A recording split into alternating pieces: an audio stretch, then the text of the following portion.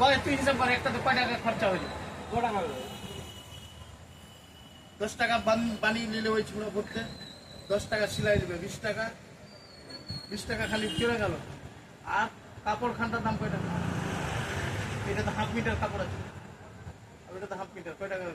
Half metre. হ্যাঁ, ভালো করে কথা বল, নাহলে আজকে এটা চলে যাবে ফেসবুকে, ইউটিউবে আমার ওইটা যাচ্ছে। লাগবে। আর যদি পয়সা বানা তো তোর ব্যাপার, এটা নিয়ে চলে যায়গা। আপনি তো কাজ চালান না, তুমি কম করে দাম বলবো কি? তো 700 টাকা একটা সব দিয়ে কভার টভার দিতে হবে।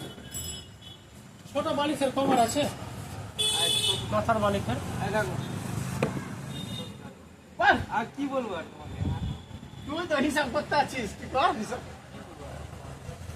তোদের হিসাব পরে করবে। ছোট বালিশের কভার আছে, এইটা এগুলো তৈরি করলে পারি কাপড়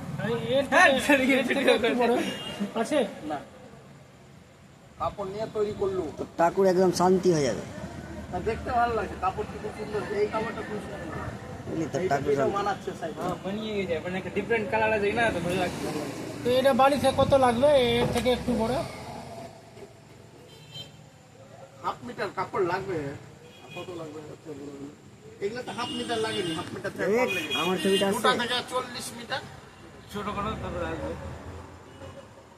আরে কি হলো ওখানে শাড়ি না কি দেখা যাচ্ছে, কি হলো রে? শাড়ি পছন্দ করবে না, দোকান অন্য দোকান দেখে এসছে। সুতি শাড়ি কি ভ্যারাইটি কমে গেছে নাকি? সুতি শাড়ি না, সুতি এমনি প্রথমে দেখতে চাইলো, সিল্ক আর